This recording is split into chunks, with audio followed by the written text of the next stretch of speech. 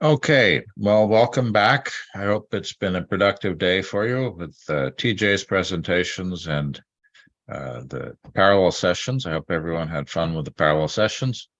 Again, I have to remind you, this is our module 8.4. This is going to be in the form of a guided exercise.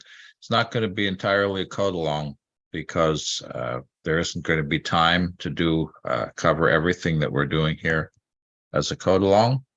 But I do recommend that everyone downloads the exercises so you can open those up and run them along with my presentation.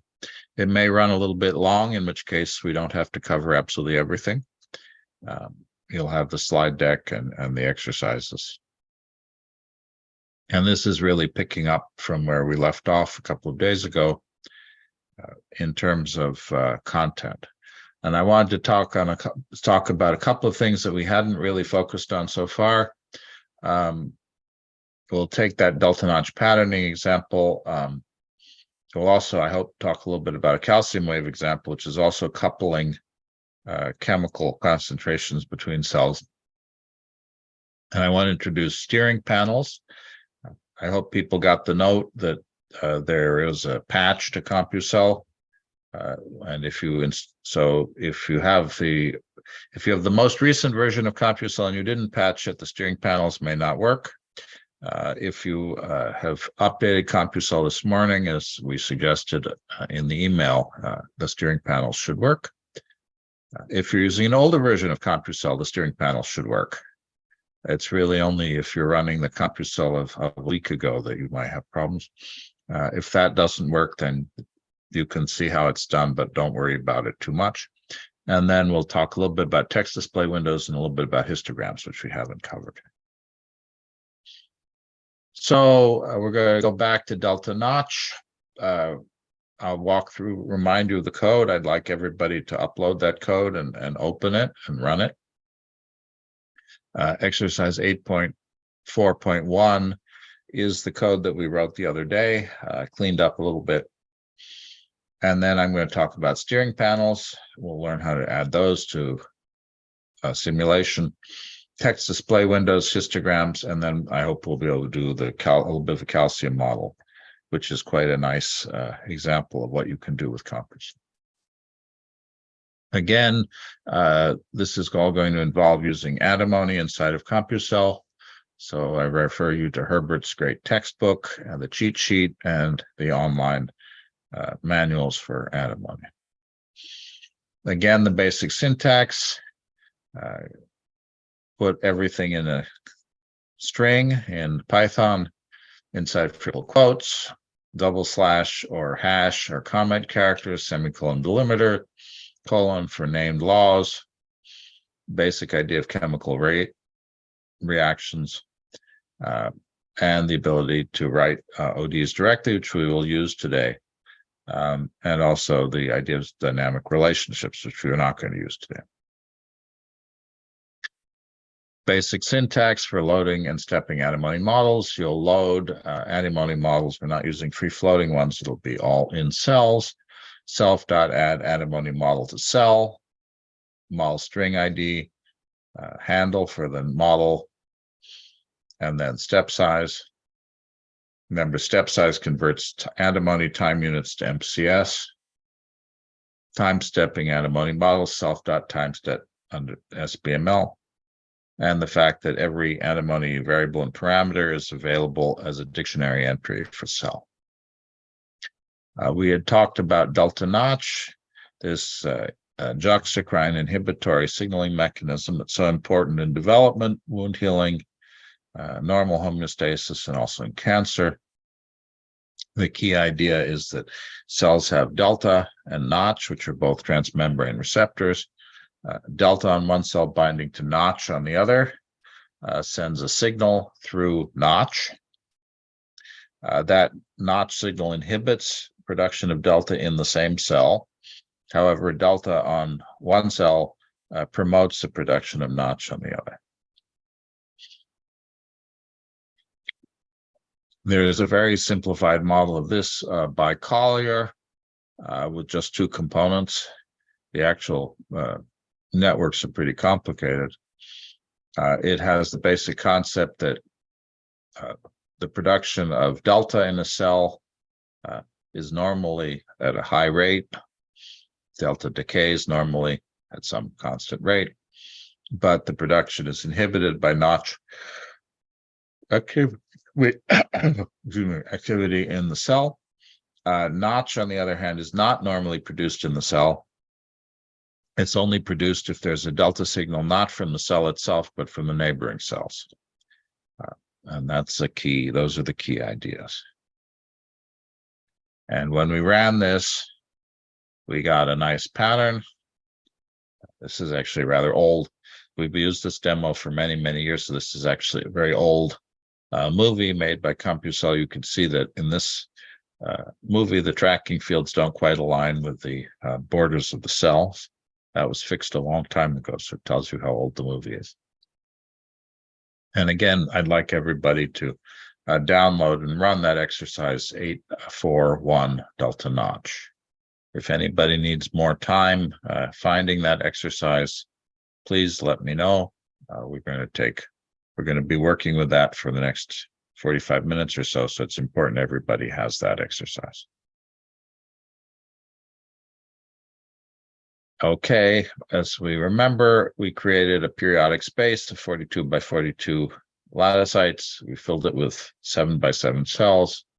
We defined the model in Antimony, added it to all cells, and at each time step, we iterate over all cells. For each cell, we iterate over all cell neighbors.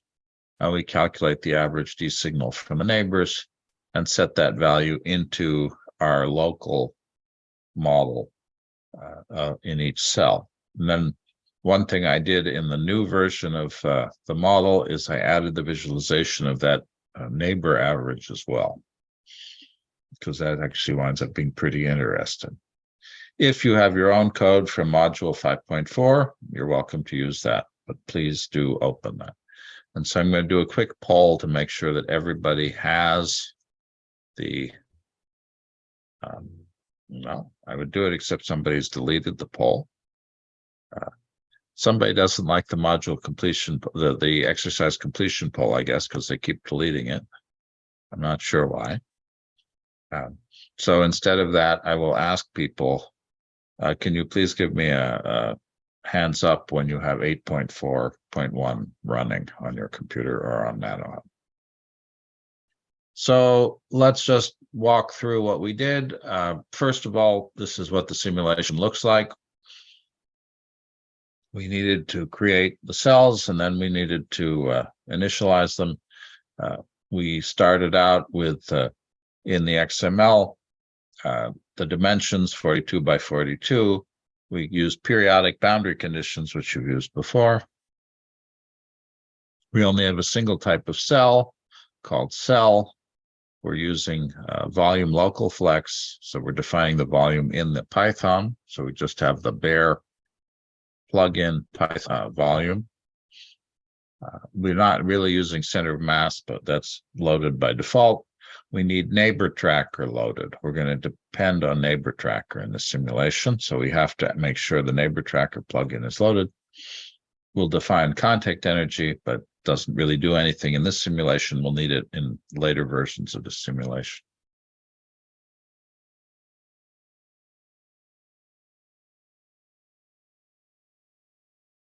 We define our layout, 0 to 42. Cells are 7 by 7 squares of one type. We picked the lattice size so that there would be an even number of cells in the lattice. Then we have to define the Collier delta notch model. We have two ODEs in this case. We could have written them as chemical reactions. Might be good to recode them that way. But since they're regulatory interactions, it doesn't make a big difference. We have 4 parameters, well, 5 if you count the K and H could be different, the Hill exponents.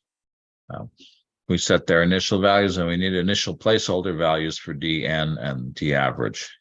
And boy, did I regret making the A capital and D average, because all of the editors and everything I use always want to make a D lowercase AVG. And so I'm always having to go back and correct that. If I'd thought about it, I would not have used two capital letters in a row at the beginning of a variable name. Okay. I added a tracking field to the code that you've downloaded to track D average as well. So we create three tracking fields. Always remember the tracking fields go immediately after the init in your steppable. That's a particular location for them. We'll come up to other things that have to go in that same location in a little while. Then what did we do? We have to initialize our cells, so we iterate over our cells. We have to add the antimony model to all of cells of type cell. We use that using the add model by cell type, which means we don't have to do the iterator by hand. For each cell, we give it a target volume of 50, lambda volume of 2. We'll use that in a little bit. We pick the initial values of D and N between 0.9 and 1 using NumPy random uniform. And then, because we're doing a tracking field, we have to copy the value from the network directory, cell.sbml.dlnd key, to cell.dict.d. Would be nice if we could do tracking fields off of the network values directly, but that's not currently implemented. Any questions about the code so far? This is basically all a review of 5.4. In the step function, we have to time step our simulation. We have to iterate over every cell. When we do that, we're going to update those tracking field entries, dictionary entries. Then we create a dummy variable to average the strength of the coupling from the neighbors, count how many neighbors there are, iterate over the neighbors, and the iterator for neighbors returns not just the list of neighbors, their handles, but also the contact area with the neighbor, which is convenient. Then we sum the signal from the neighbors, count how many neighbors we had, check that we don't have no neighbors, in which case we'd get a divide by 0, and then assign that to the SBML model back.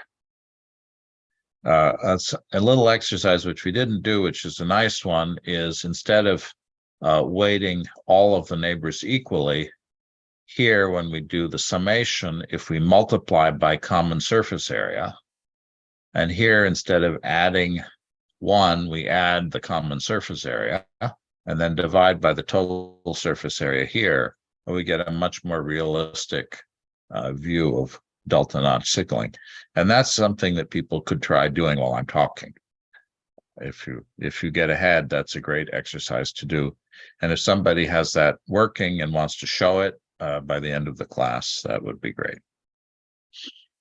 Okay, so I hope everybody has this running.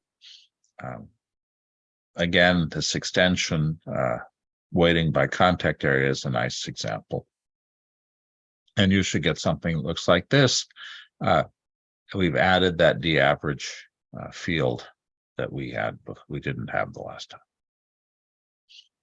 Okay, something that is happening with the current version of CompuCell. I don't know if people are experiencing it, but in my case, occasionally the tracking fields would lock up. I'm not sure why that's happening. It doesn't seem to happen all the time. It does seem to be associated maybe with relaying out the screen. If a tracking field locks up, you could always delete it by clicking the X here. You could go into Window, New Graphics Window, or simply hit this double window button in the taskbar That will create a new graphics window. You could hit tile to lay it out and then reselect the field that you want. And that should fix the problem. And now I want to talk about steering panels. Again, if you're running a week-old version of CompuCell, this may not work for you. If you're running the latest release as of last night or an older version, it will work. Steering panels are something, if you've used NanoHub, you've seen them, are a way of changing variables or parameters or providing information in the simulation through a dialog box at any time while the simulation is running. We've edited certain things through the model editor. As we've seen, that's not the most convenient thing in the world. For one thing, we can only edit variables or parameters are defined in C++. Another thing, we have to keep opening that parse tree, and we have to remember whether we have to type an integer or a float. In principle, there are lots and lots of steering options. CompuCell doesn't implement all of them. It only implements 2. Combo boxes, which allow you to select items from a pull-down list. Here's an example of a combo box. And those could either be numbers, strings, logicals, anything you can put in a list. And then sliders, which can change the value, numerical values. The presentation of the steering panels has gotten a little bit nicer recently. The earlier versions of the steering panels were not very pretty. They worked fine, but they were pretty ugly in terms of format. You can play some tricks with the pull downs to select, have a selection that starts the simulation or pauses the simulation or changes the nature of the simulation. So that can be quite convenient. Again, if you're writing research code, perhaps this isn't so helpful, but if you want some code that people will interact with, users will interact with, these steering panels are very valuable. Steering is event-driven, and I know we talked about this the other day. Many people have done event-driven programming. If you haven't, the syntax is not complicated, but you have to get used to where it goes and how it works. What we have to do, again, this isn't so unusual given the structure of things like plots in CompuCell, where there always are 3 components. We have to create a steering panel window, define which parameters or variables are going to be modified. Actually, we define which sliders are going to be present. Then we have define a function that watches for panel updates and reports them, because the panel will only become active if you click on it. And then we have to take those reported changes and save the values to do something with them. The steering panel definitions are going to go at the beginning of the simulation before the steppables. One thing, again, is that, and I was thinking of writing an exercise to do this, maybe Gilberto can do this for us, is that the steering panel changes aren't logged automatically. It makes a lot of sense to write a little bit of code that would open a file, and whenever you change a value using the steering panel, it would save the time, the name of the variable, and the value changed to. That would be not a bad exercise to add to this to the course.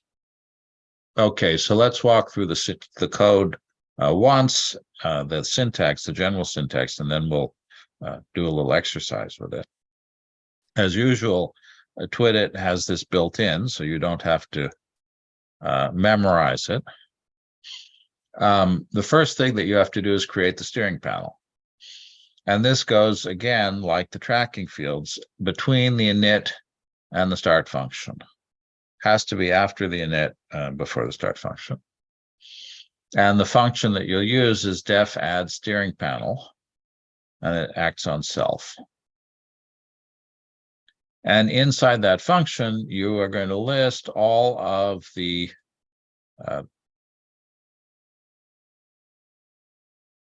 the controls you want to include in your steering panel, and these will be displayed in the order you put them in the function. Remember, there are only two options here. There are sliders and combo boxes. And so we have def init, def add steering panel of self, and then here self.add steering parameter that adds a line to the panel. Name equals my parameter slider, that is going to be the handle that you're going to use. So you're going to change that. And then we'll walk through the details and see the two types. Here, let's walk through this. So the first thing we do is define the function. And then we add as many controls as we need. Here we've added 2. And let's walk through the settings. The first thing we have to do is name each control. Those names have to be unique. So you rename it to some descriptive, convenient name, but it has to be a unique name. As usual, don't strongly discourage you from putting things like numbers or special characters at the beginning of it or spaces in it. Okay. The next thing you have to do is tell you what kind of control it is. You have two choices. Again, the packages have a lot of choices, but CompuCell only implements 2. Sliders or combo box. That's under widget name. The next thing you have to do in both cases is define what value this control returns if nobody has clicked on it, if it's never been used. So you have to define a default, and that default is given by val equals. In this case, val equals 20 in both cases. It's a number. The sliders return numbers. The combo boxes can return logical strings or other object types.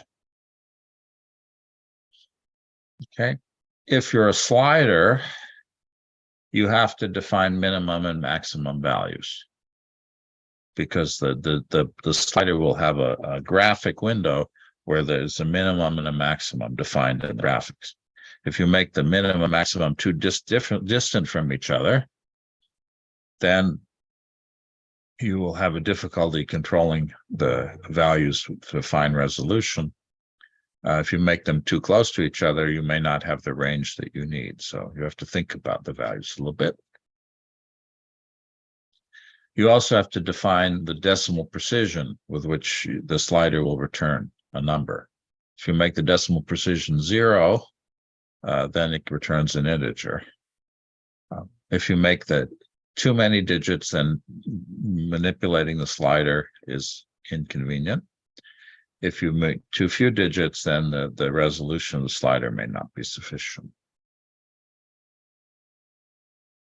If you use a combo box, it's a list, so you have to list all of the entries that you're going to return. So you have to think about that as a possibility. Again, there's some fancier options in a lot of the packages that aren't implemented that would allow you to say enter free text to type the value and other things, but they're not available here. Any questions on the basics of sliders so far? How many people, just a show of hands, how many people have used the slider interface, widgets, IPy widgets or something like that? I know several of you have, but I don't know how many people have used it before. Okay, so now we've defined the steering panel. Now we have to do something with it. And we have a second function, which is called process steering panel data. This goes after the steering panel definition, before the start of the steppables. And this is a function that's called anytime anyone actually clicks on the steering panel.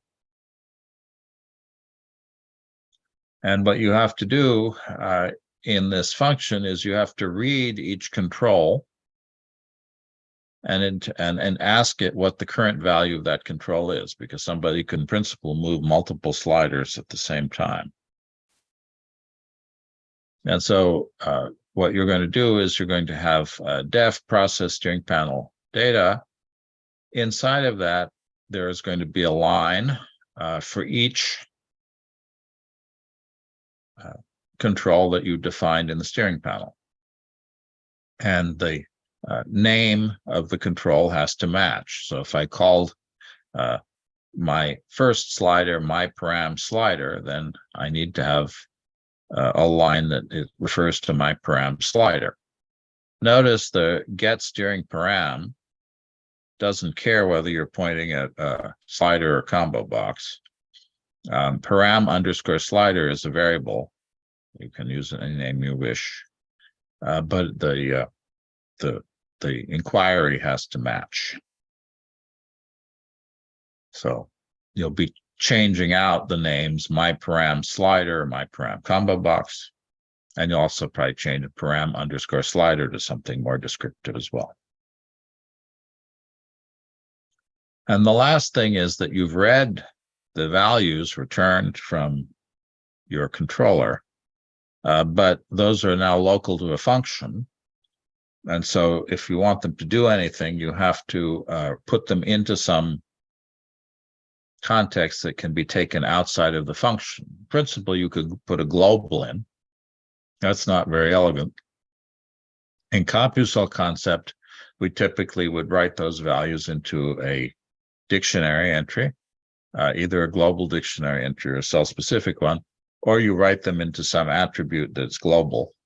In this case, suppose that the first parameter set the target volume of the cell, and we do it for all cells at once.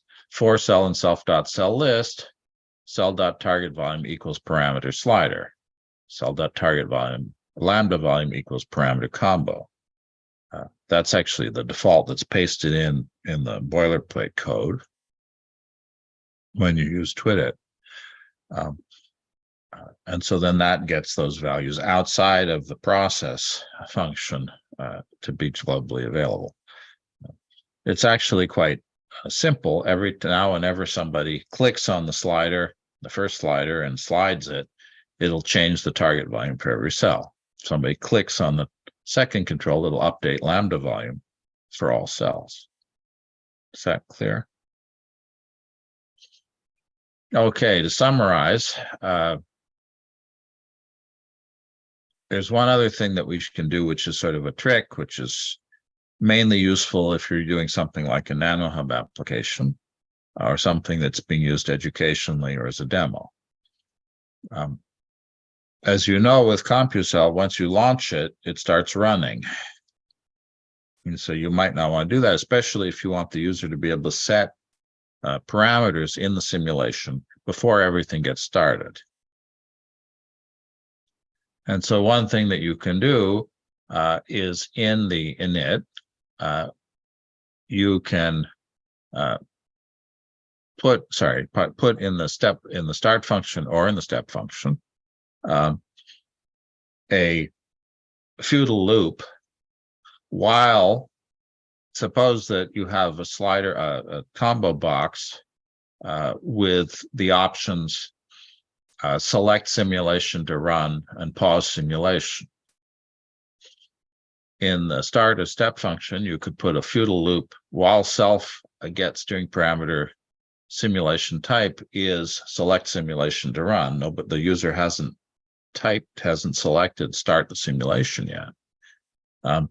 Pass. That will just sit there and wait, do nothing until the user selects a simulation choice. Similarly, if you had a pause simulation option, you could say while stealth.get steering panel simulation type is pause simulation pass. In that case, once the simulation started, if they then select pause simulation, it'll just sit in that loop. So this gives you the ability to change simulation types. Pause the simulation allows the user to change other parameters and then come back. You could say, well, if you're in a feudal loop, will it read those other parameters when you change other sliders? And the answer is yes. Anytime you hit the slider, it will invoke that function, whatever you were doing with your control elsewhere. That's, again, the basis of event-driven programming. All right, so now we have a little exercise. I'd like people to take the code that you had, use the add steering panel function in Twidit, create a simple steering panel, trap changes to the panel, update the values in the Antimony model for A and B. That's it. The one thing that probably should have been explained, although you can play with it, I'll walk you through the code in a minute.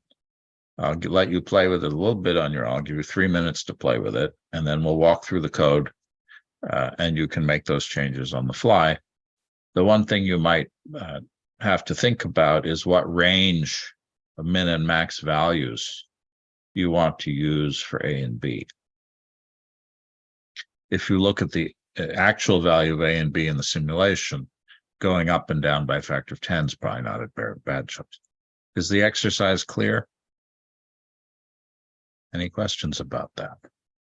Okay, please take a minute or two, 3 minutes, we'll say 3 minutes, to take the code that you have from 8.4.1 and then add the steering panel. If it won't work for your code, try it anyway, paste in the code, do the edits, and then when you run it, you'll get an error. It should work on NanoHub, and it should work if you've updated CompuCell today. Let me walk you through the steps here. You can continue to work while we talk about it. The first thing you need to do is put your cursor in the init, and let me do this with you.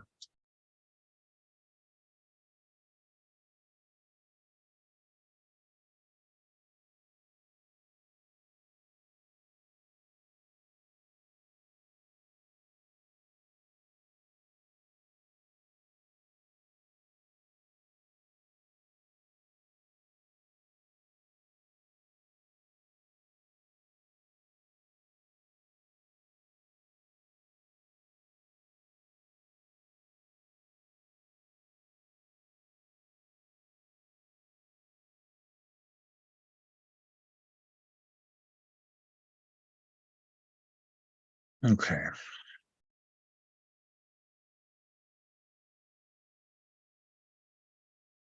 So the first thing we're going to do is we're going to go between the tracking fields and the beginning of the start function.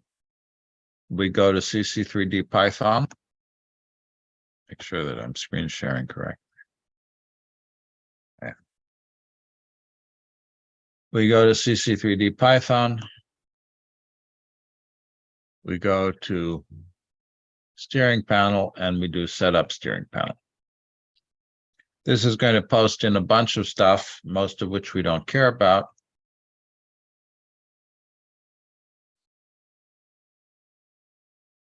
We are going to change my parameter slider name to A. Having looked at the initial value of A, we see it's 0.01.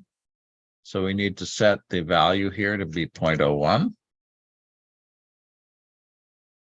And we'll set the minimum to be 0.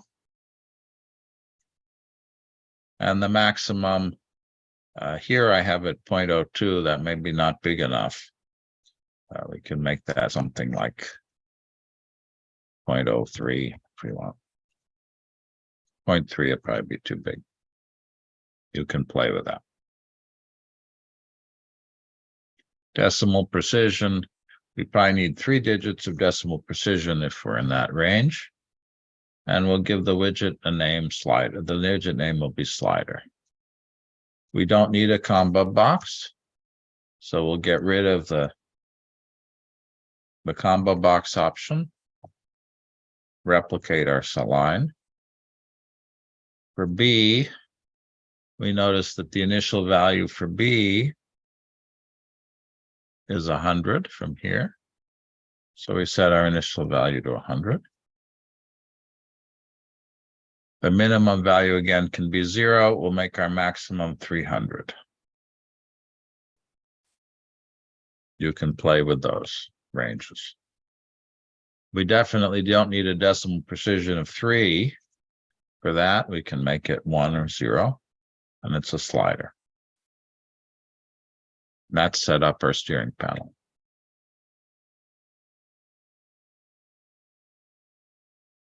Shilai, you didn't update your CompuCell. So this will not work for you until you update CompuCell. As I said, I apologize for that, but I can't fix that for you. It's amazing Maciek was able to get the fix out overnight,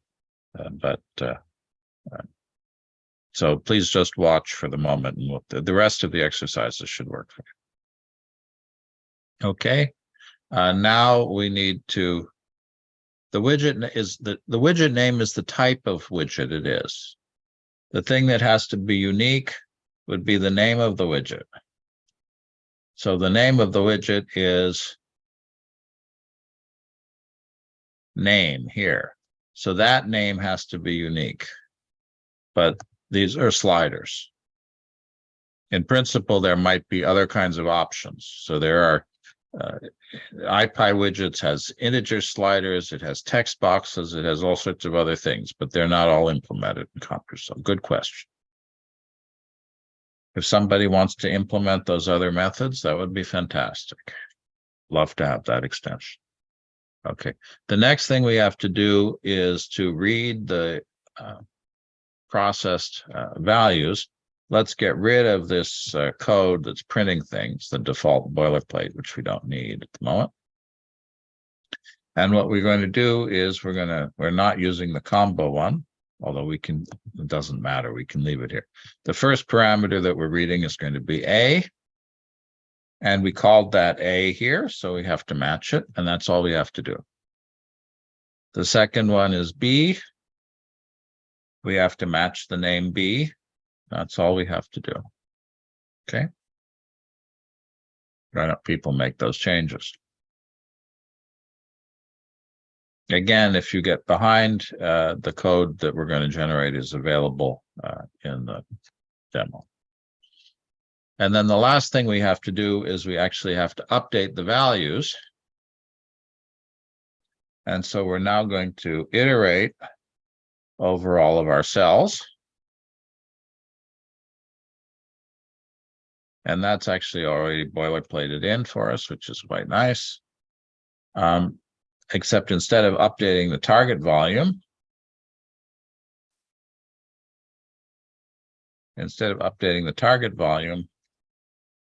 we're going to update the SBML values. And we have to check, remember what we called when we loaded the function, and this is now going to be below rather than above. It's DLN is the name of our dictionary. DLN quote A equals A. And then we'll do the same thing for B.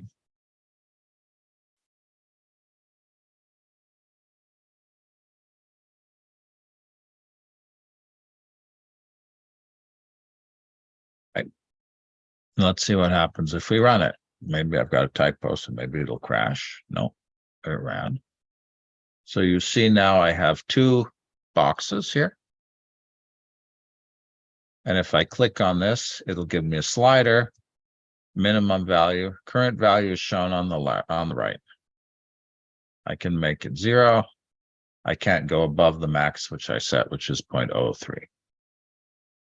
For B, same thing. Now, since I'm displaying cell field, it's not going to do anything very exciting here, but that's life.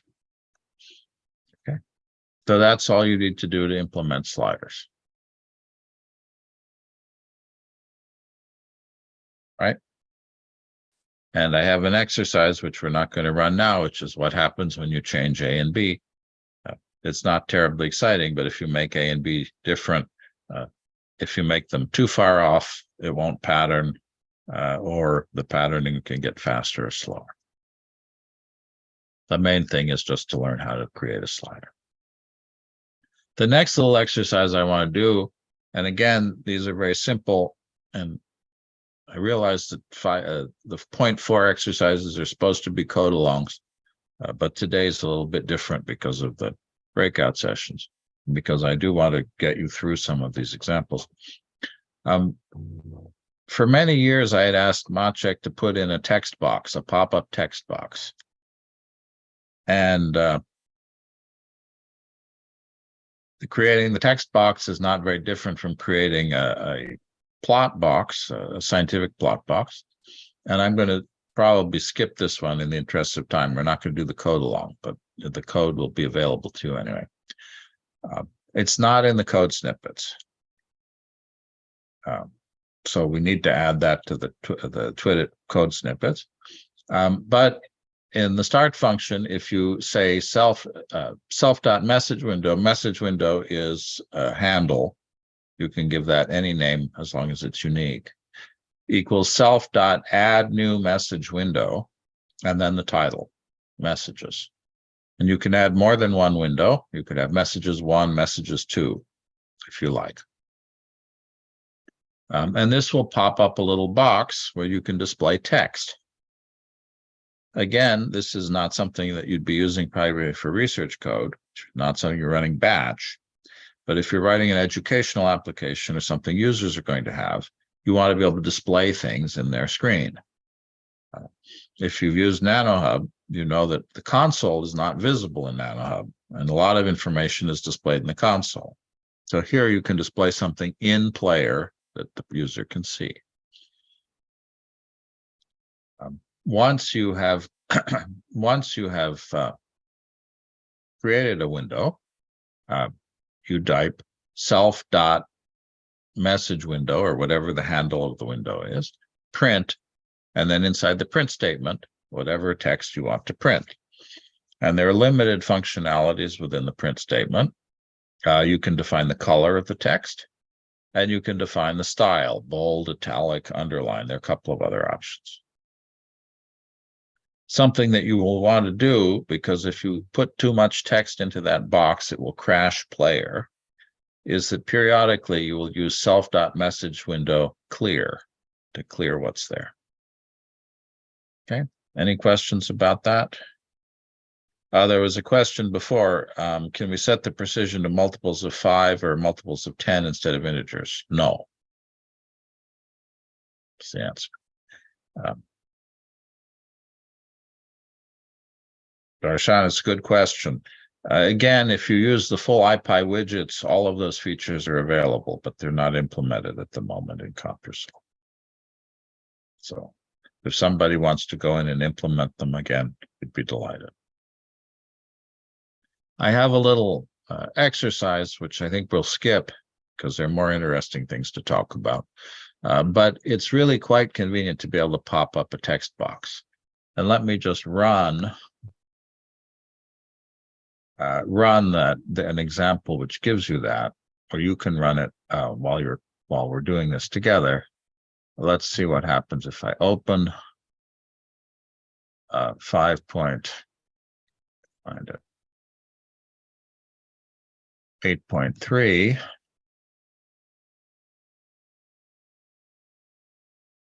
Here's the text box.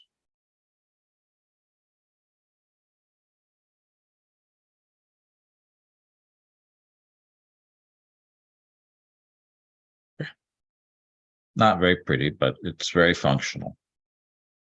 Again, these are all features that are primarily designed not for doing research code, but for doing code that other people will use. So if you want to be able to have a dialogue with the user wants to be able to control the simulation, you want to be able to have the user control it without having to start and stop the simulation. And you want them to be able to see what's going on. So these are very simple, but very powerful in terms of user communication. No, I would not. I would not reinstall CompuCell during this module.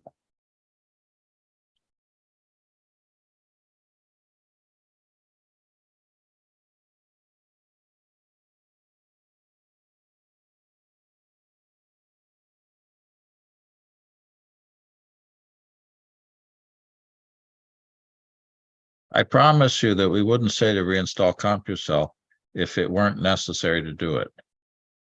I do appreciate people noticing that the date stamps were not different, but in fact, when we said to reinstall it, we meant to reinstall it. So sometimes overthinking things makes life difficult. Please don't reinstall it right now during the, please just, it's not that important to have the sliders working. But I did want, for those of you who wanted to be able to run sliders, I wanted people to know that they could do that.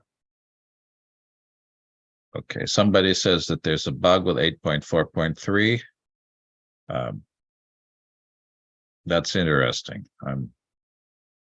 Be interesting to see what that is. I'm running it here, so it seems to be all right for me. I do know that if you put too much text in the window without clearing it, it can crash Player. So I guess, Edgar, is it crashing when you launch it, or is it only crashing after it's run for some amount of time?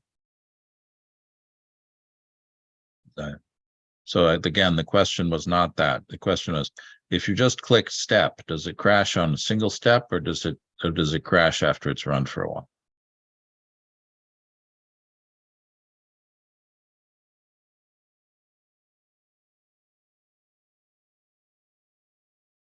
Okay. So I would suggest you bring that up with Maciek on Saturday. That's the kind of thing that would be good to ask him about.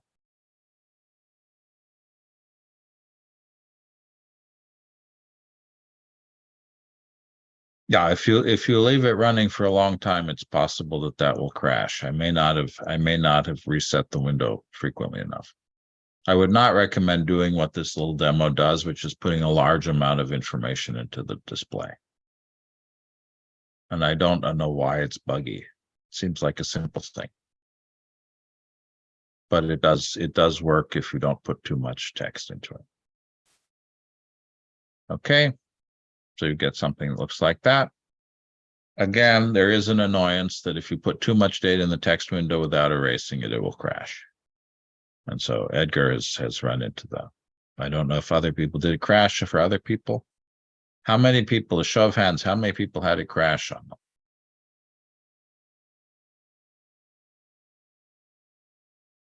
Lamprosha crashed. So you might, Sheila, it crashed. It displayed for a while and then it crashed. Is that right? Yeah. Okay, so I gave you not an ideal set of code because I shouldn't have put so much into it at once. So you can push Maciek on Saturday to fix it so it doesn't crash when you display it too much. Okay. The next thing that I want to talk about, that's a relatively new feature and people haven't used it enough to really debug it fully.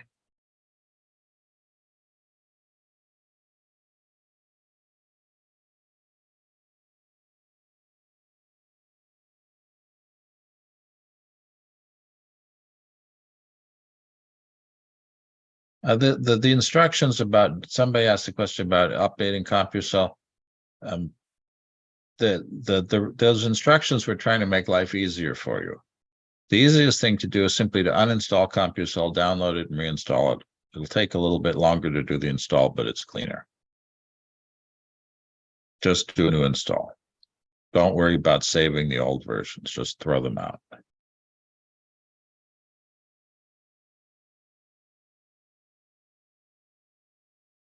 I'd get rid of everything, do a full uninstall, pull the new version down, and then install again.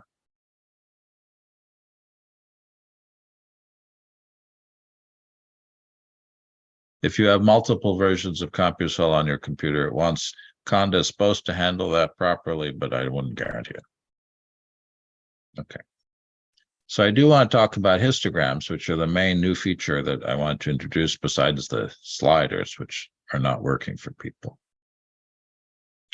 Histograms are a useful thing to have as a scientific display.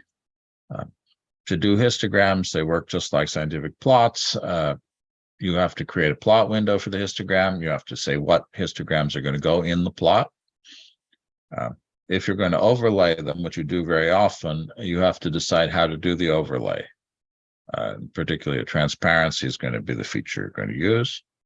You then have to, in the step function, put the data to be histogrammed, which will be numbers, into a list, and then pass the list to the histogram plot function. So to do that, the steps are pretty straightforward. You're going to place, and again, I'm not trying to make light of the annoyance of reinstalling CompuCell, but I just don't. I would encourage you not to do that while we're in the middle of a session. Just by all means, do it. Do it after tonight. If you want to reinstall this evening, that would be great. It took me about, when I wiped CompuCell and did a download and reinstall, took about 20 minutes to do the full reinstall for me on my Windows machine. The Conda installers are slower than the older installers. That's true, but they also do seem to be more reliable. So to create a histogram plot window, the first thing that you want to do is you want to put your cursor somewhere in your start function, as usual, outside of a loop and if block. You'll go to CC3D Python scientific plots histograms. Let's come back to this code here. I would suggest, well, it works with the sliders, but if you have code that if your sliders are not working on your computer, I would recommend reverting to the exercise 8.4.1 code, which is clean. And so we're going to add the histogram plot. We're going to do that CC3D Python scientific plots histograms here. Add histogram plot in the start function. Here it's pasted it in with strange indentation for me, so I'll pull it back to the right place. That. You have a self.plot window. Again, that's a handle, so you can make it anything unique. Self.add new plot window, that's familiar. Title has to be unique. X-axis, Y-axis. So that doesn't look really any different from histogram, from a scientific plot window. And then you have to add data series self.plot window, add histogram plot now. Plot underscore name equals hist1. Again, this can be any unique name. Color, and then the new thing alpha, which is the transparency. You have to define, is it opaque, which should be 255? Is it 0, which would be totally invisible? 100 is typically a value. The reason for this is if you're going to have more than one histogram, they overlay each other. And so you need to be able to see both. Okay. Then in your step function, you have to, histograms need a list rather than just a value. So you need to create an empty list. For example, if I'm going to plot the pressures of the cells, I might say pressure list is at square brackets, empty square brackets. And then I'll iterate over the cells. I'll use the append function, pressure list dot append, cell dot pressure. I'll stack all of the pressure values into the list. And then in the step function, I will add a plot, histogram plot, self.plot window, whatever the handle was I defined before. Add histogram is the function. Plot name has to match the series that I defined before. Pass value underscore array. I pass that list, whatever it was. And then I have to say how many bins I want to divide my list into when I do the histogram. If I have too many bins for the number of elements in the list, I won't see anything useful. If I have too few, I won't have a useful resolution. If you want to be fancy, you could adjust the number of bins by the number of elements in the list. We're not going to do that right now. Okay. So here's the little exercise. I'll let you do this. First, turn off if you're using not 8.4.1, but one of the later versions, get rid of the code that we just put in. I just recommend just go back to 8.4.1 is cleaner. Use the twit code snippets to create in the start function a single histogram plot window. Call it title delta, if you like, or histogram of delta and d average. Change the axis labels to be delta and frequency. And then add two data series, one for D and one for D average. Make one green, one red. The transparency of 100 is reasonable. Okay. And then in the step function, create placeholders for your lists, dlist, the average list. Inside the loops, append the dictionary values of D average to your lists. And then outside the loop, plot your two lists as histograms. And I say 20 bins is probably about right for that. You may want to adjust the number of bins or the transparency so that it works better. See, assignment clear?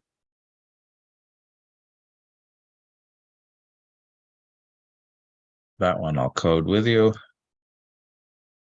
It's pretty simple, but always, it takes a little bit of getting used to these things. I've already pasted in the start. Add new plot window. I'll just call the plot window delta, so I don't have to type so much. X-axis was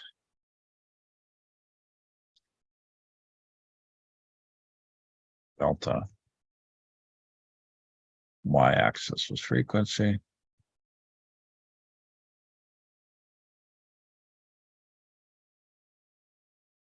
And then I'm going to add two plots, one for D, one for D average. Don't need the third one. That's it. So that's what I have to do to edit the boilerplate. That's exactly what's here, so don't have to show it here. And then here in the step function, I have to, outside of my loop, I have to create my empty lists. dlist equals nothing. dlist, the average list equals nothing. Where have I calculated my values? I've calculated D average here, so I'll append to D average list my value.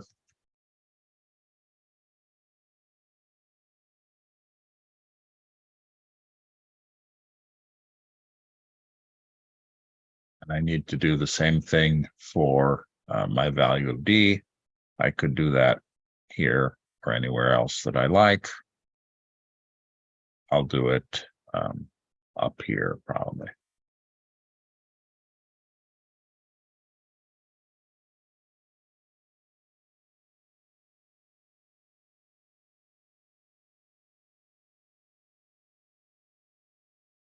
Okay, so now I've created my list. Type here. And then I have to display it, and that display should not be inside my loop. I'll go to CC3D Python. plot histograms, add histogram step function. Again, my indentation is wrong here. I need two of them. One of my plots was named D. The other one was named D average.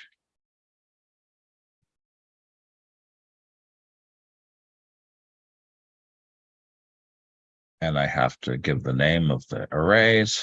One was D list. One was D average list.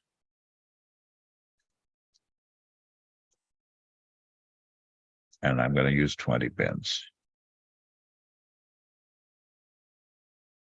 Again, I hope that you're coding this on your own. If you need to refer to the code, it's here or in the demo.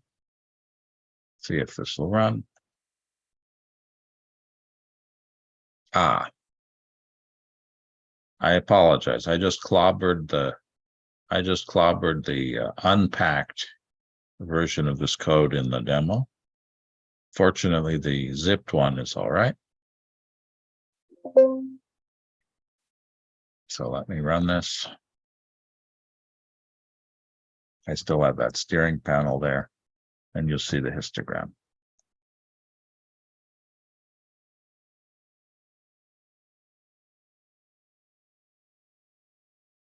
Let me plot the average.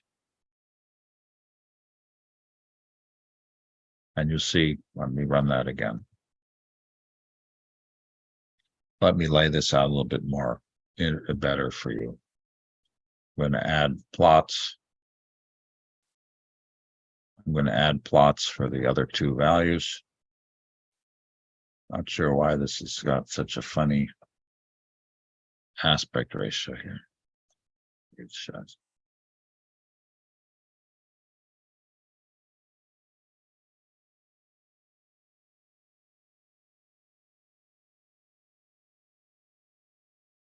Player and Zoom don't want to play nice today.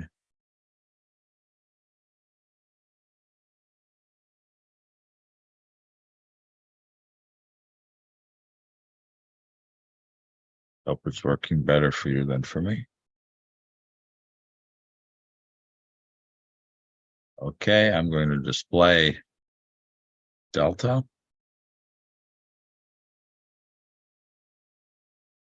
For some reason, the pop-up window is appearing on my other screen, which is why you're not seeing it when I'm doing the edit.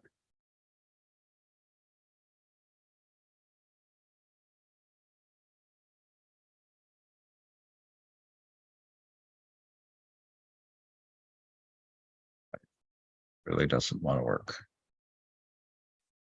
There we go. So you see delta, the histogram, the average, notch, and delta. And in principle, I can change the values of A. Let's see what happens. Okay. Do people need more time on that, or is that working for people?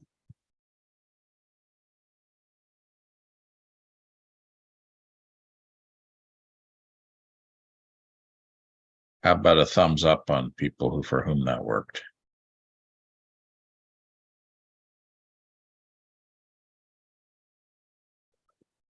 How about a thumbs up for people who need more time to implement it? No. Okay.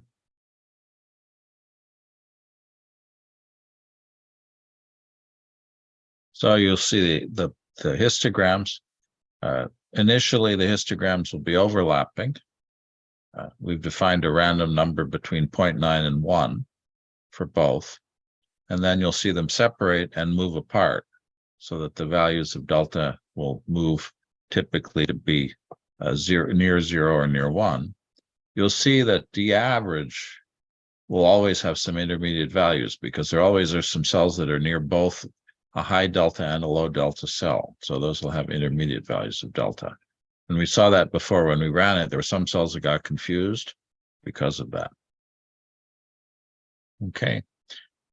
The next thing that I was going to have us do and I'm looking at the time and trying to figure out, I don't think we're going to have time to do this exercise, so it's going to be homework. Remember that we had the ability to add steppables. So the next thing I would like you to do as an exercise would be to add a steppable, a mitosis steppable, and then modify the code so that you can have the growth of the cells controlled by notch. And so to do that, we're going to resize the simulation. We're going to resize the simulation. Maybe we should just do this exercise. We started a bit late. We started about 5. Let's try this little exercise. Let's do this exercise, and then maybe we'll skip some of the later things. Let's do this. Now that you have this basic code running, what I'd like you to do is the following. Go in, change the simulation size. Could be 128 by 128. And then start with only 2 cells instead of a lot of cells. You could even start with 1 cell if you wanted. Use add steppable to add a mitosis steppable. Have the cells grow at a constant rate of 0.2 voxels per monocolor step, and have them divide at a time 100. And the one thing you have to do when you do this, remember to do this, is that we only have 1 cell type. The boilerplate code changes the cell type, so you have to delete that. The nice thing here is that the delta notch model is automatically cloned when the cell divides. And I'd like people to run that and then tell me what they see in the pattern. What happens with the delta notch pattern? In particular, what's the difference between delta notch on the surface and delta notch in the core of the tissue? And if you get stuck with that, there's exercise 8.4.5 delta notch growth available to run.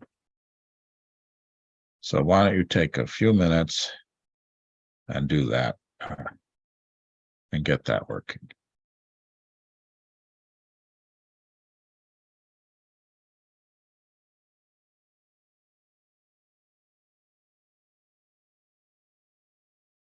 And I'll just do it silently while you're doing it on your own.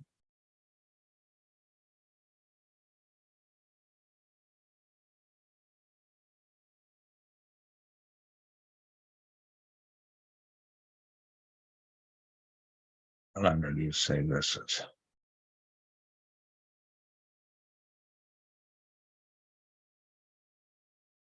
put it somewhere it's out of the way.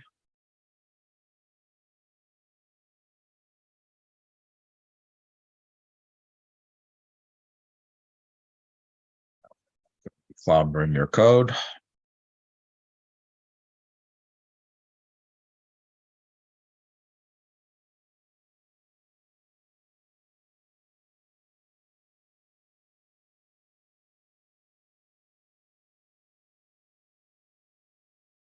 Change the size of the simulation to make it a little bigger so that we have room for things to grow. I'm only going to start with 1 or 2 cells. So I'm going to change my initializer to be small volume here. Details don't matter on that one. And then in my Python steppable, first thing I have to do is I have to go in now and I have to add a steppable. And let's see, am I in the right place? Let's see. I have to adjust here. So I hover over here.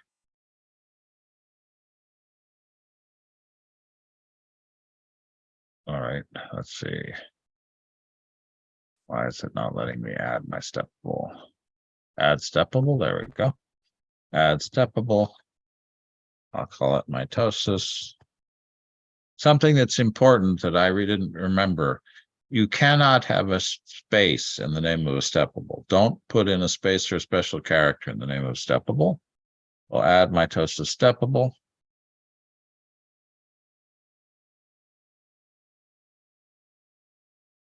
We'll set the divide volume to 100. We need to add a growth function here. So we'll say cell dot target volume plus equals 0.2. We don't need these other functions. Update attributes is fine. We don't want to change the cell type. That's it. Okay. We'll run that. See what we got.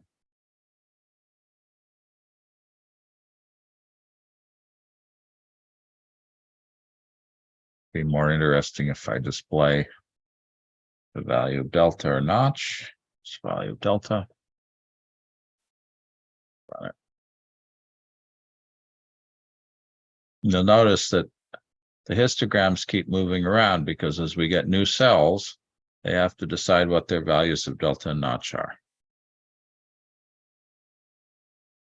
Okay. So let me give people some time to get that working. I wish I had the exercise completion poll, but we don't. So how many people have that working? Maybe a thumbs up if you've got it working. All right. How many people need more time to finish the exercise? Edgar wants more time. Or is that saying you're done?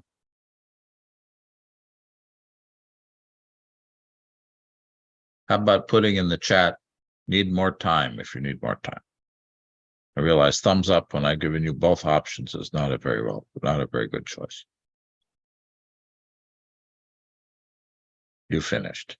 Okay. Does anybody else need more time? No. Okay. That's what you'll get. The next thing that you want to do is, and this is just changing one line of your code, make the growth rate proportional to the square of the notch level in the cell.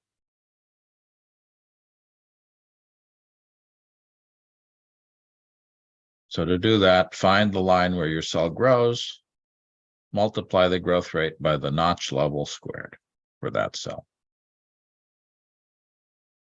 Then see what happens.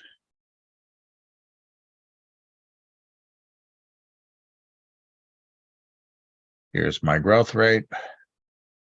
If I don't remember what the notch level was, I can look back up here a little bit. Here was the level of notch. Cell dict N is the level of notch.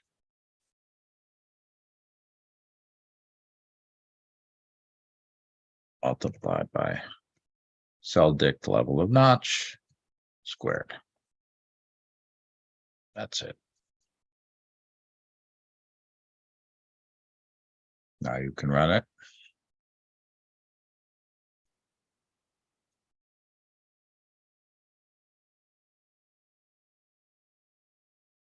And this is more interesting now. If I put notch up, you'll see that the red cells will grow fast. The blue cells will not grow. And my histogram will be rather different.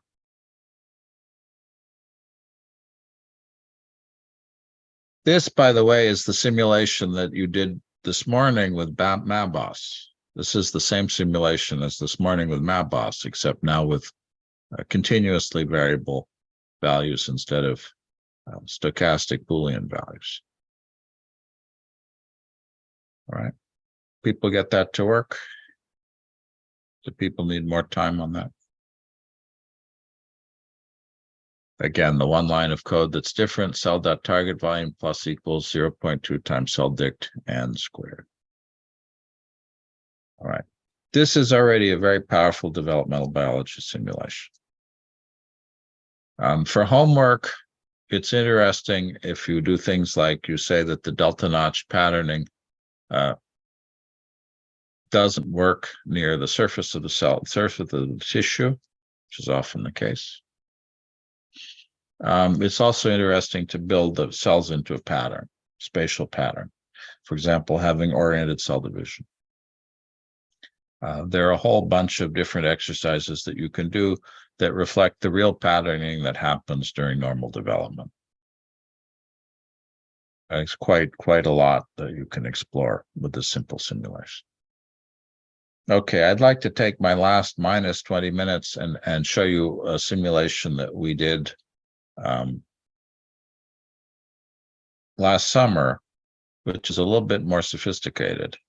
And in this case, I'll just walk you through the ideas and then you can run the code. In development, calcium is a common signaling molecule. It's an ion. Of course, it diffuses everywhere. The endoplasmic reticulum stores calcium. There are molecules like calmodulin that are responsible for this. And almost anytime something major happens to a cell, if you read it, especially an older textbook, it'll say X happens and there's a large influx of calcium in the cell. And then the cell does something. And one of the things that's rather interesting is that calcium levels oscillate, at least free calcium levels oscillate in cells. You get spikes of calcium, not just continuous oscillations, but spikes, a little bit like neuronal action potentials. In Drosophila development, in the imaginal discs that are going to give rise to the adult organs, for example, here in the wing, the imaginal discs that are going to give rise to the wing, so that in the larva, you have tissue that's then going to be developing into the adult form.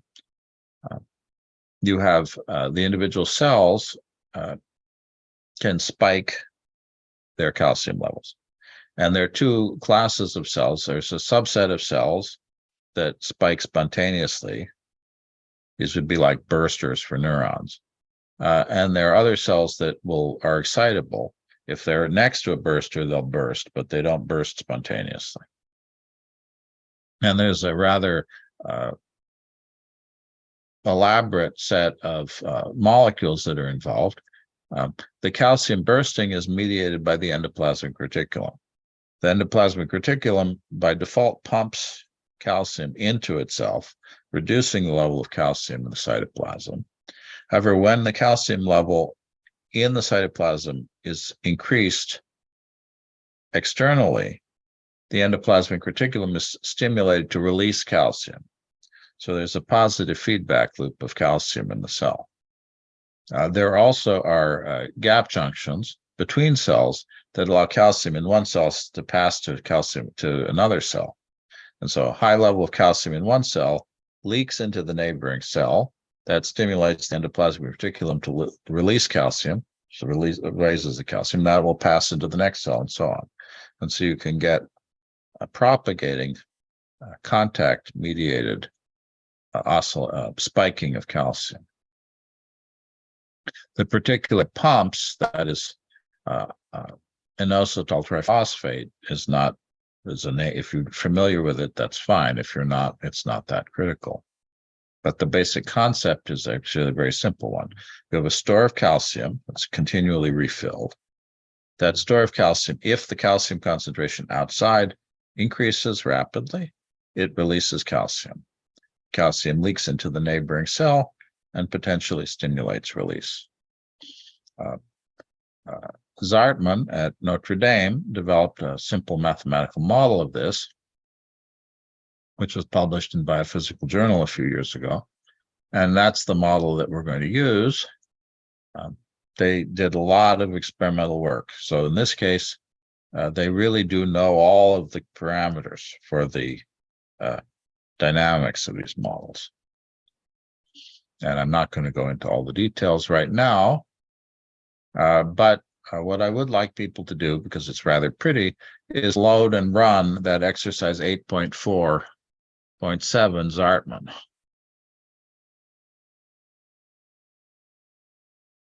I'll launch it and tweet it first. So why don't people do that with me?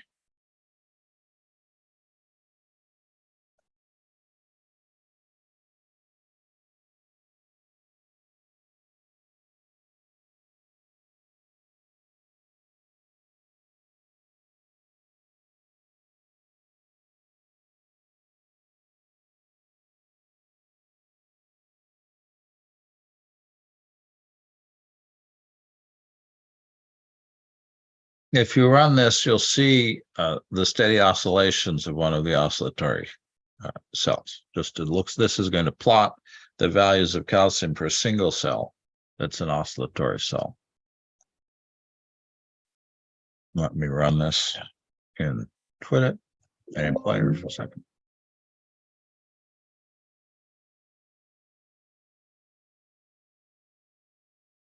Cell field's not doing anything. This is the oscillations that you get from that moment. If we had a little bit more time, we could go and explore the factors that cause the cell to either oscillate or be excitable. Again, today we're going to run out of time, so I'm not going to do that for you. But you can play around. The key factor is something called VPLC. And that factor VPLC will determine whether cells oscillate or not spontaneously. And so what you're going to do when you build simulations is you're going to have most of the cells be excitable, and a couple of cells have the low VPLC levels that lead to oscillations. And one can actually, with this code, do a bifurcation diagram and study how the amplitude of the oscillations, the frequency of the oscillations as a function of this parameter VPLC. Okay, the next thing that we would do, and again, because of time, we're going to skip this and jump to the results, is we would build an array of cells. And if you did the exercise with Shane Hudson today, he did exactly this. He built an array of cells, a network, a cluster of cells, which represent the imaginal disk. And that cluster of cells then is going to give us, I'm going to skip the coding here, we know how to do it, is going to give us a set of cells in which we're going to load our simulation. And then we're going to load the subcellular model into each cell in the simulation. And we're going to make a few cells high VPLC 1.5, which are going to be oscillatory cells, and most of the cells, the standby or excitable cells. And let's try that. And let's actually do this. Let's load that simulation together. This is going to be 8.4.9. I'll load that with you. 8.4.9.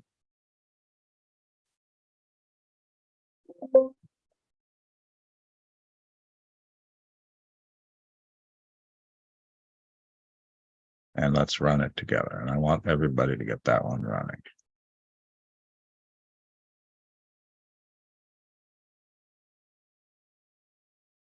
Close these other ones out.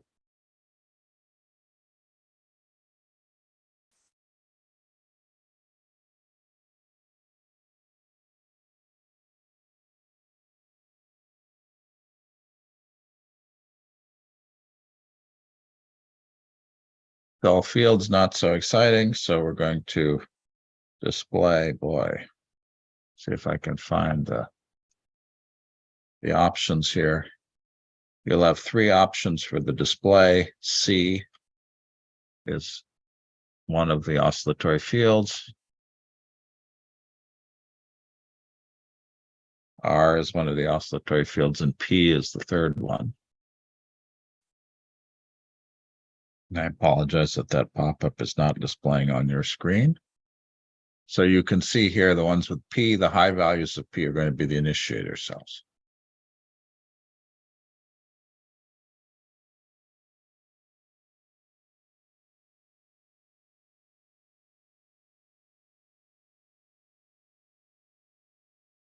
Well, let's let this run. This actually takes quite a while to do anything. We talked before about the fact that the time step needs to be adjusted based on the fastest process because the spiking is fast. the time step in the simulation has to be quite slow. And so it takes quite a while for the simulation to actually do something.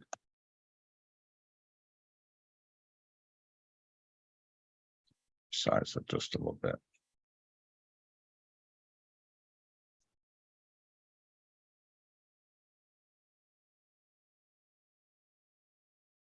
You can see unfortunately, as I mentioned, sometimes these tracking fields are getting stuck. So these tracking fields are stuck.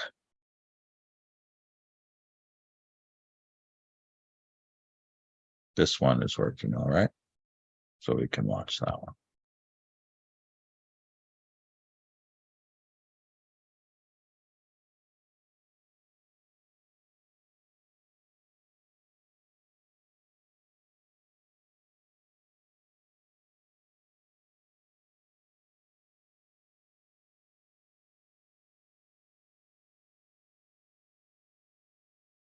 And it will take a bit of time. You can try this out as you're running. And you'll see that eventually the cells will oscillate. Again, we'll load that Zartman model into every cell. We'll integrate it. And the one thing we have to do is we have to assign that value of EPLC to individual cells. And some fraction of the cells will be oscillatory, some won't. And then randomly assign it. We've added the tracking fields and we'll run it. And what you'd see if we wait long enough, maybe it's not worth it today. Again, I'm watching the time a little bit. I know people are tired. Is that you'll see individual cells oscillate. And boy, they're not doing anything very exciting, are they? The individual cells will oscillate, but what you'll see is they're not coupled. And so the one thing that I did want to do with you today before we break is that you'll see the cells will individually oscillate, but you won't see any propagating oscillations. And so what I'd like people to do now, and this is the one exercise I really do want to walk through with you, is that we need to actually couple the cells together. And so we have two fields. We have the calcium field, C, and we have the IP3 field, which is P. And we're going to allow those to flow between the cells. And so to do that, we're going to calculate a flux. And so we're going to measure the concentration of C in a cell and its neighbor. And we're going to move material from this high C value cell to the low C value cell. And we'll move an amount that's proportional to the difference. It's called Fick-in diffusion. Something that we really should implement as an internal in the CompuCell diffusion solvers, but we don't have. And we'll do the same thing for the IP3.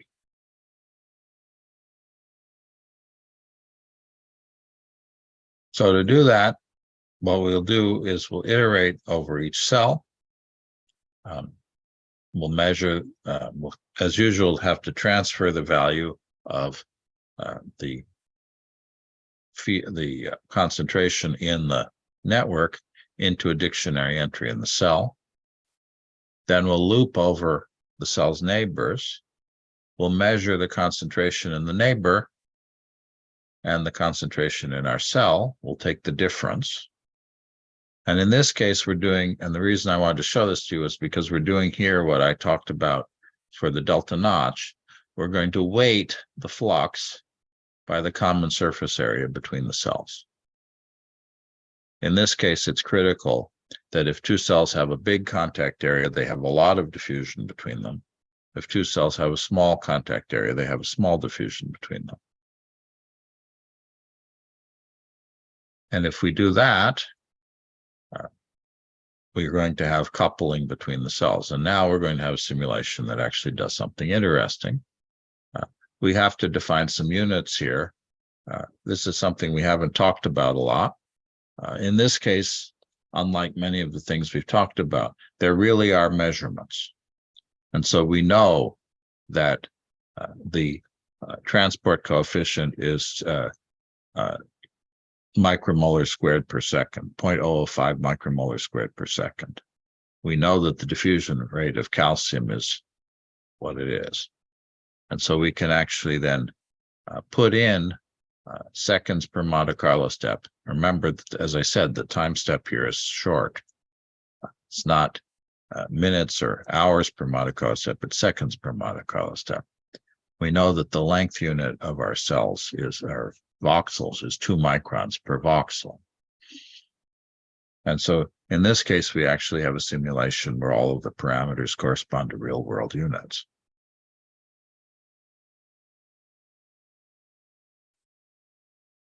Okay. And so I'd like people now to load that 8.4.10 and run it and see what happens.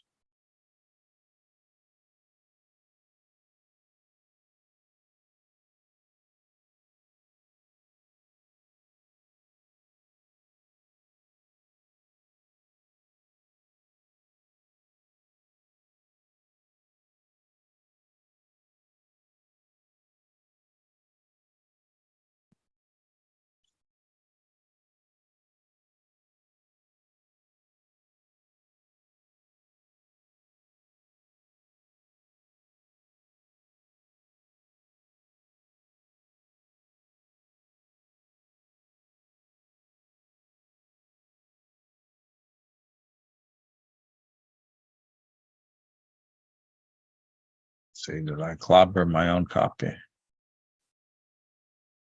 see. I don't know. Did people get it to work? I shouldn't really be running it inside of the your materials.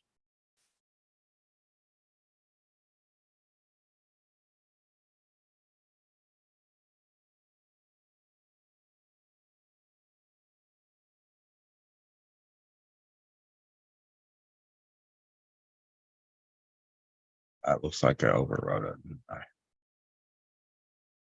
So I'm kidding along. All right, let me reload it and put it.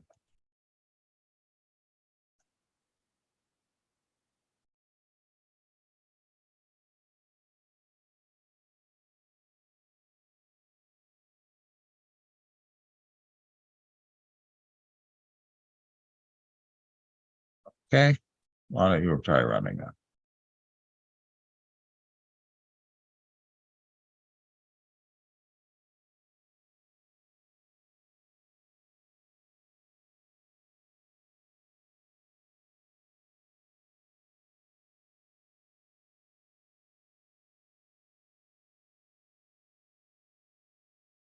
Look at calcium. I'll let it run.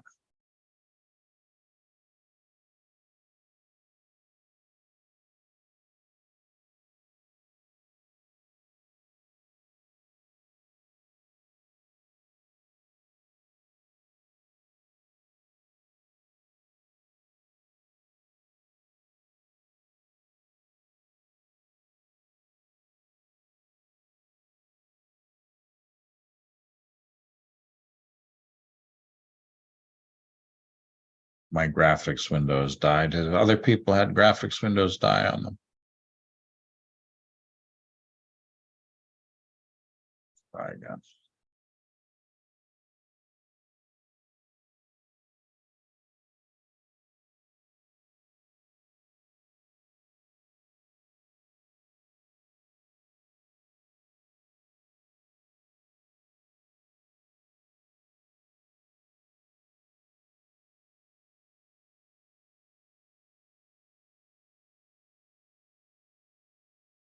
Keep an eye out on the minimum and maximum values. If they're updating, then the field is updating.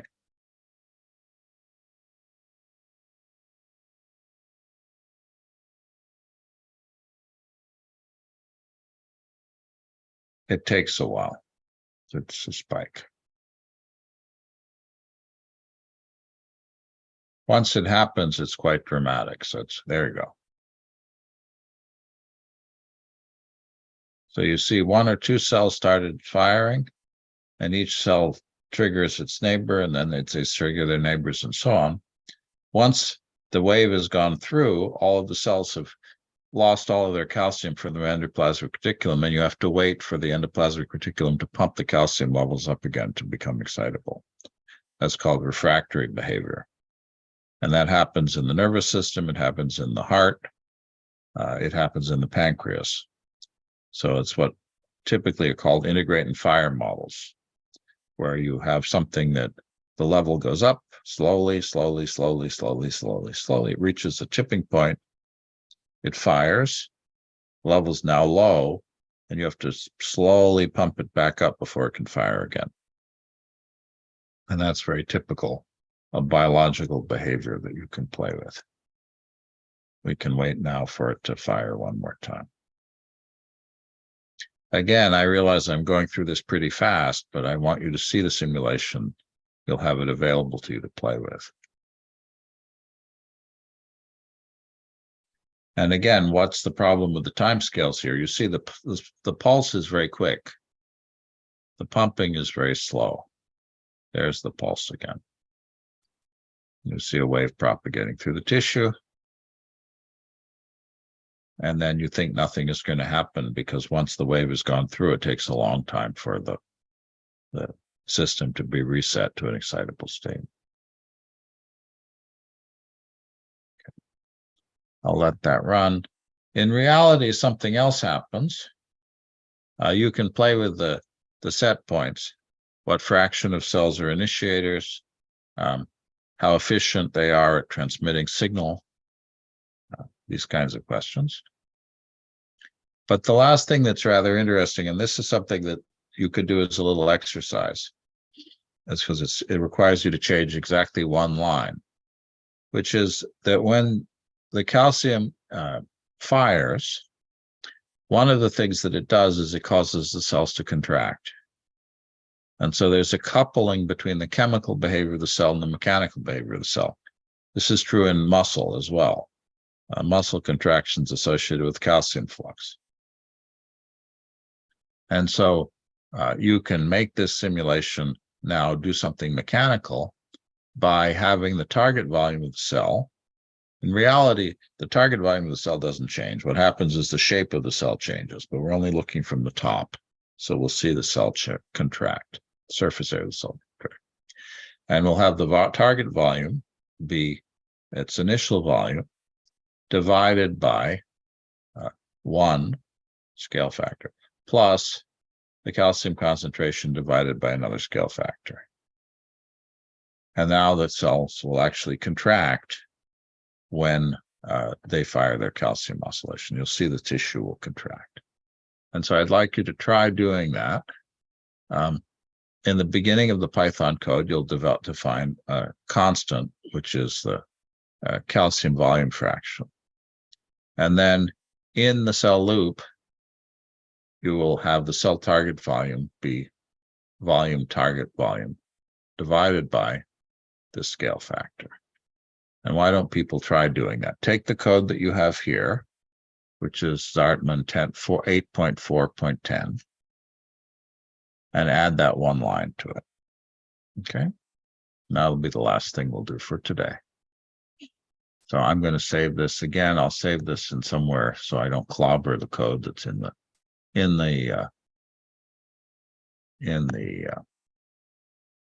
demos.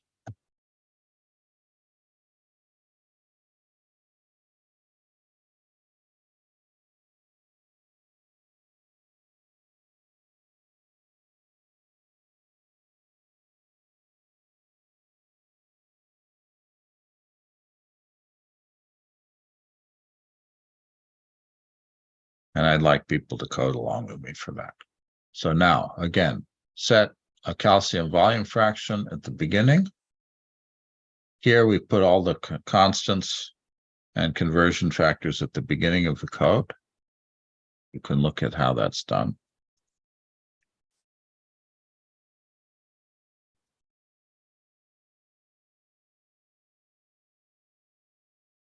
And actually, here 1.4 isn't so exciting. I'd recommend using 0.4. It's not biologically realistic, but it gives you a more dramatic result. I'm not going to give the type in the comment. Well, we should do that if we're going to use this in research. And then we're going to come down to line 108 at the end.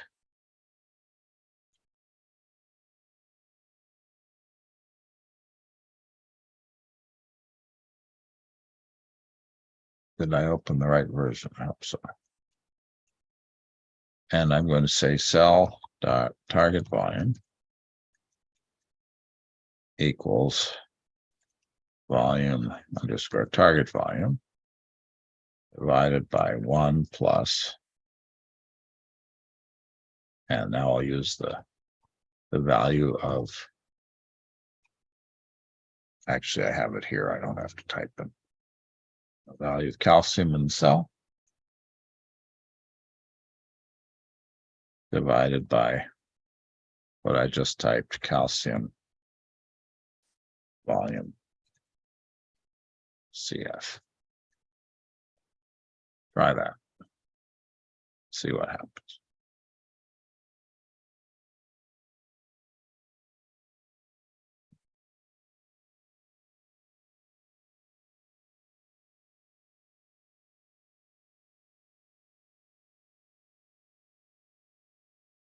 I'm going to display calcium. Let it run.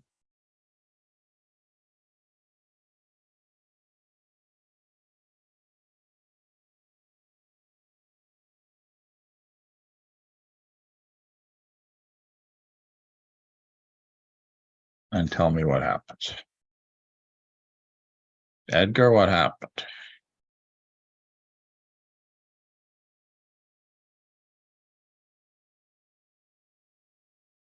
You can unmute. Tell me what happened. Cells contract. And they contract in a wave.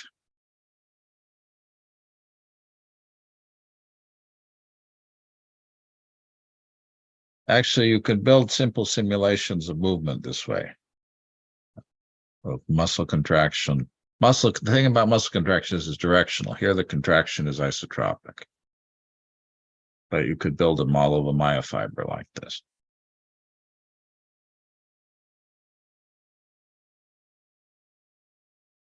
We're going to have to wait a little bit of time. Did anybody else get that to work? There you go.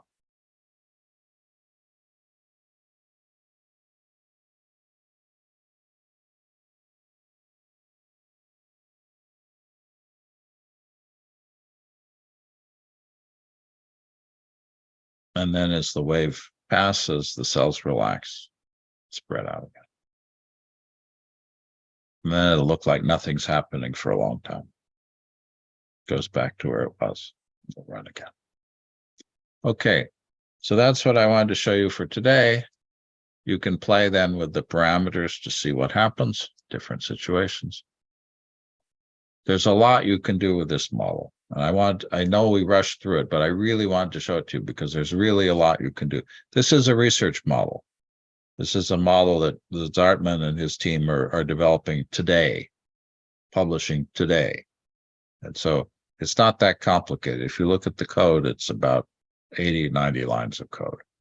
And so this is the kind of thing where it's maybe a little bit ambitious for doing as a hackathon project, but if you had the basic oscillatory model from Zartman, actually putting this code together, taking the published Zartman oscillator and putting it into this simulation took me a day. It took me a whole day, but it took me a day. Now, if you're beginning, maybe if it takes me a day, it would take you a few days, but it's not that bad to do. And so this is really a current research model where you could take published data and turn it into something new and meaningful in a pretty short amount of time. And so I thought I wanted to sort of close my part of this workshop with that. And again, I understand that that was a bit of a rush, but I hope you got something out of it. We'll do the poll as usual. And I'm open to questions and comments. Yes, the wave goes very fast. And the reason the simulation is so slow is precisely because the wave propagates so fast, but the pumping is slow. And so if I were going to do this as a demo, educational demo rather than something that was a research code, I would probably fake it out. I would make the repumping of the endoplasmic reticulum faster than it is, so you don't have to wait 1,000 time steps between waves. Okay. Yeah, it's pretty neat what it does, the way it moves.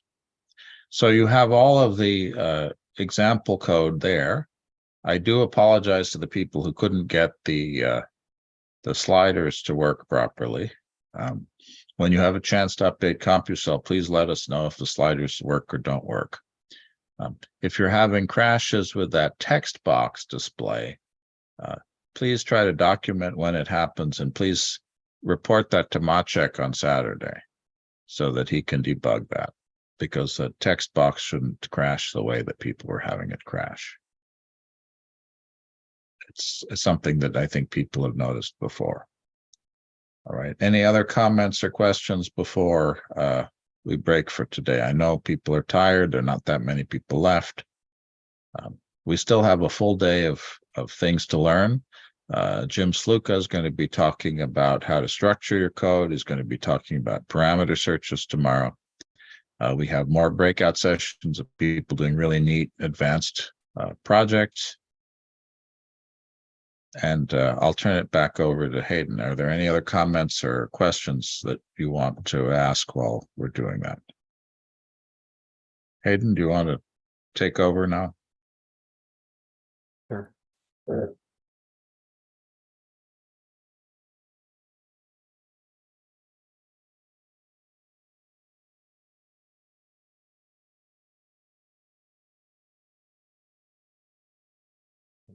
me get my slides up here.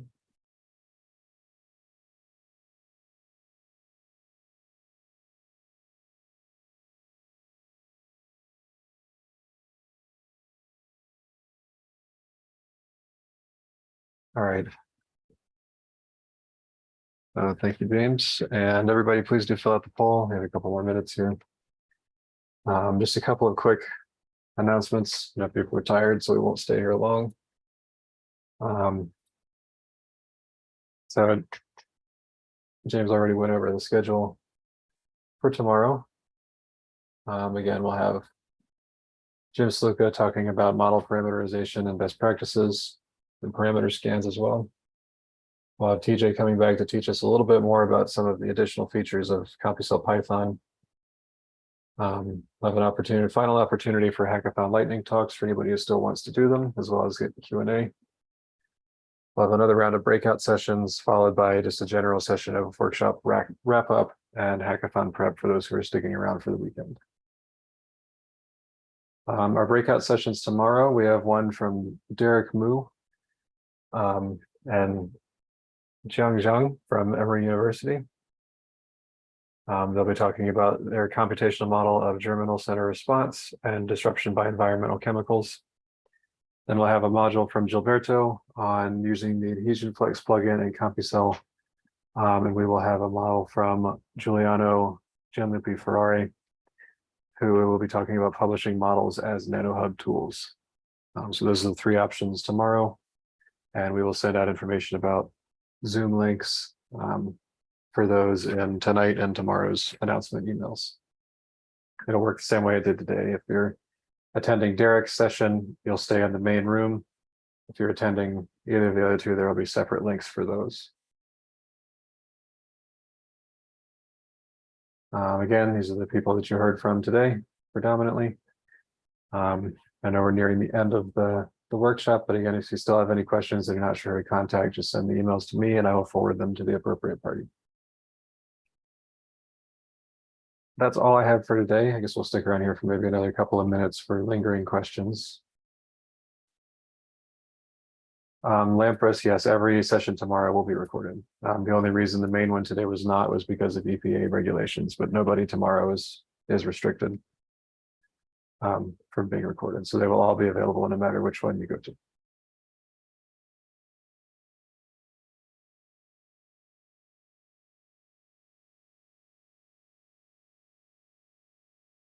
Yeah, there was a comment about the simulation being slow. Probably we could do some things to actually speed up the execution speed. Something we haven't talked about, which is actually quite simple in CompuCell, is that CompuCell is designed to be multi-threaded. And in that first block of metadata, there's an option which is number processors. And if you have a CPU with 4 cores, you set the number of processors there to 8, or if you have my current laptop has 24 processors. If I set the number of processors, because it's the logical number, not the physical number, to 48, the code will run faster, typically a lot faster. If you have 4 processors, it'll typically run 3 times faster. If I have 24 processors, it'll run about 15 times faster.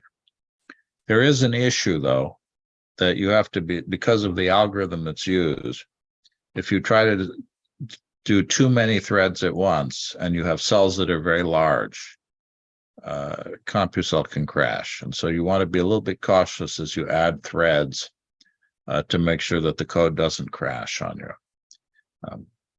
There is an upper bound.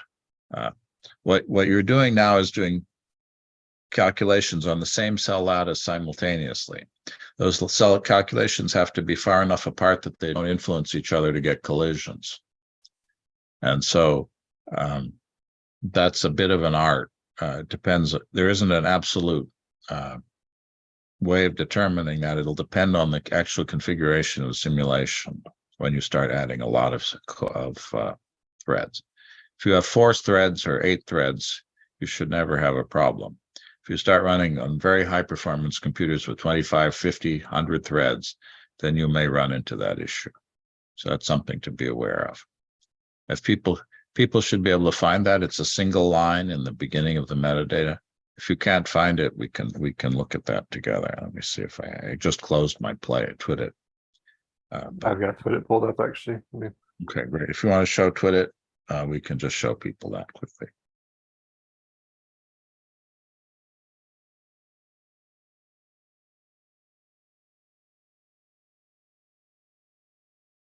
Okay, at the very beginning, line 6, number processors. What kind of computer do you have, Hayden? I've got a quad core. Okay, is so it talking about physical cores or logical cores? Logical, so make it 8. And turn off that debug output. Make the debug output frequency 0. That'll speed things up too. Okay. I never remember whether 0 or 0. Okay, I think that should be 0. Try that. So see what happens. See. I may have crashed it. Maybe the debug output frequency has to be set to be a large number. That one. I never play with that, but it does slow the simulation down. There you go. This is the simulation from yesterday that Julia was running. So you'll have to tell me if it's running faster than it was when you didn't have parallelism turned on. Nope.